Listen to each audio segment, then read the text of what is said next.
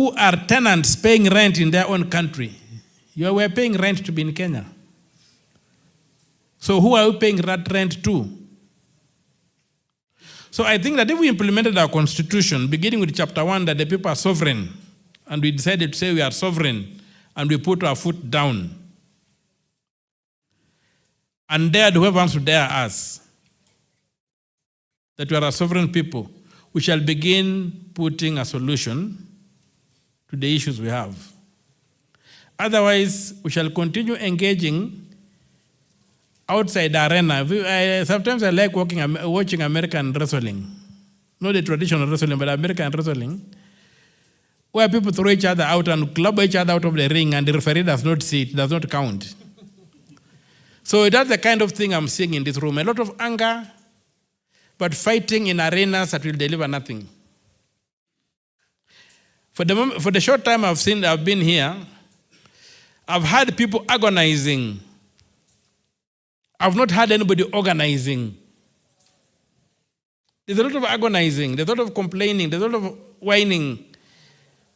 I even saw one complaining about my committee yesterday, which was interrogating this thing of the oil, the importation of oil, that this is where we are getting shocked that KBC was the Kenya Commercial Bank is about to collapse because of the pressure it was put upon to finance these tags, to bring in so-called cooking oil and stuff. So let us come back and say, what do we need to do to implement our constitution? Let us not get distorted into this debate that will not deliver. We can argue the question of debt until the chickens come home. You are not going to get anywhere. What I want to see happening, how do we organize to be the sovereign people that chapter 1 of the Constitution opens with? The only thing I agreed with is somebody who said that Parliament virtually and the State House were dissolved the day demonstrators got into Parliament and the MPs ran away. The delegated power for me, for all practical purposes, was withdrawn. And right now, the government we have, whatever you call it, broad-based or whatever, it is a government that is in place by force of arms.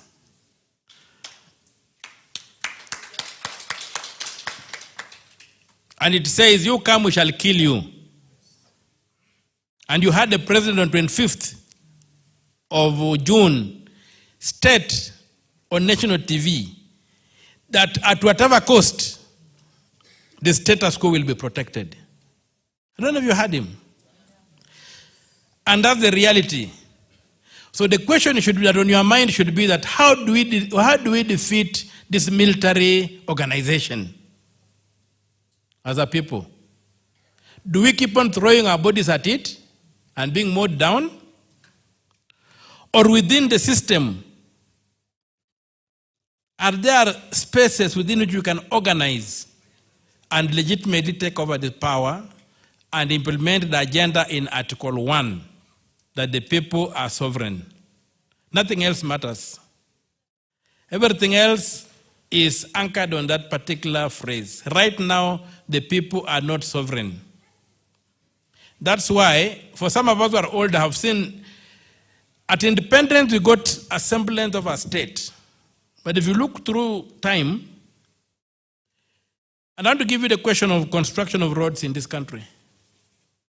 We used to have the Ministry of Roads, or Ministry of Public Works and stuff. It has kept on changing this name, but it basically did the public works.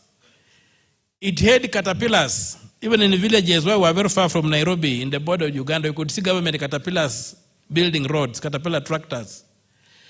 Today, they came up and said, instead of saying that this ministry should be strengthened, and if there's any mismanagement, we deal with it, they said dissolve this ministry, create organizations, there are 4 organizations. There's a mother organization called the Kenya Roads Board at the top. Underneath, we have got the Kenya National Roads Highway for building trunk roads. Then you have got the Kenya Urban Roads, doing the urban roads. Then you have got the Kenya Rural Roads Authority doing whatever, the rural roads. I've looked around. These people don't even own a spade. There are bureaucracies for processing tenders. There are bureaucracies for processing tenders. For the last 30 years, I've had an office at NSSF. And I've been observing something that may escape many people. NSSF is a government body. It requires to have the security mechanism, people, these watchmen, the security guards. NSSF keeps on contracting, issuing tenders for different companies to come after a period of about 3 years. They say they have changed it, whoever is supplying the tender, whatever.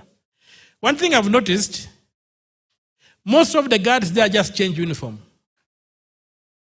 They tell you it's a new company, it has been given a tender, but people who have been there for 30 years, I keep on seeing the same people changing uniforms.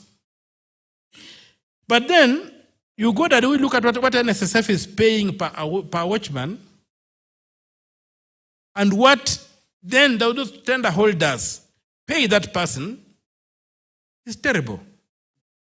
I ask myself, why can't NSSF employ these people directly and pay them the salary that are paying the tenderpreneurs and help them live proper lives, raise proper families, and live? Because there are the same people that keep on changing uniform. Why are we having this? Senator, just to clarify what you were saying, you're talking about organizing to be the sovereign people. Yes. Is it organizing towards the general election, or what exactly? I leave it to you to answer. I want to raise the problem. The general election, the way things are today, is also an arena that will not deliver. We must organize to make sure that the general elections we have are able to determine losers from winners and winners from losers. Okay, all right. So what I'm saying is that we need to look at the institutional framework and go back to the drawing board and begin organizing. How do we engage? Elections are there? Yes.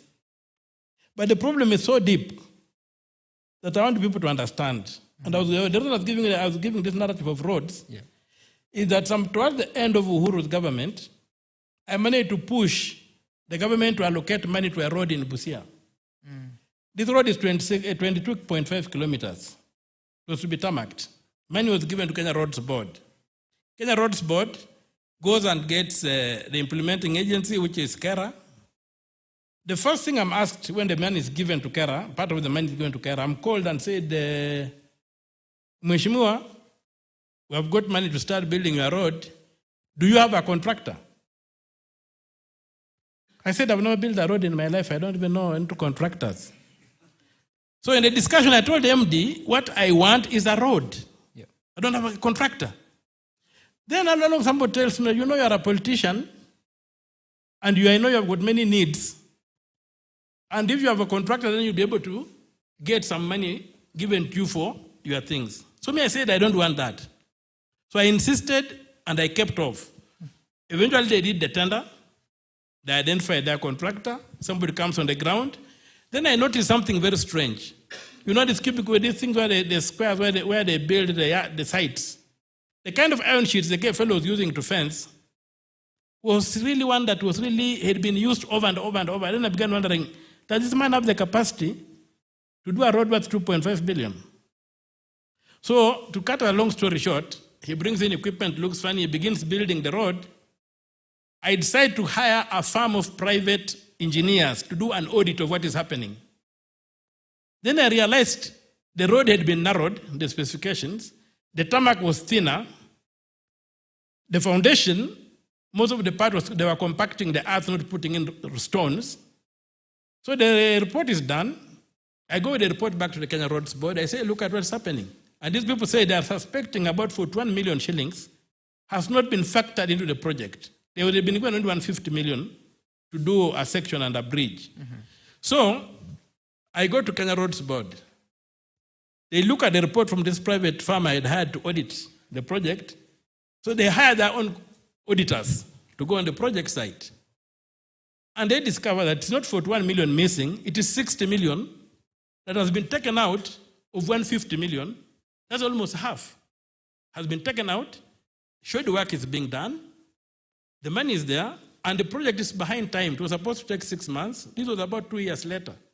Now, a road the 22-kilometer road that is fully funded, that should have been built about 6 months ago and completed, has only been built 1.3 kilometers. And now they want to begin revising the costs because they felt the money that was given was much more than the cost of the road. Right. So they have to hang around to still. So that is the depth of the problem. Okay. It's not a question of it's not a question of politicians. Yeah. Because I've heard a lot of people talk about politicians.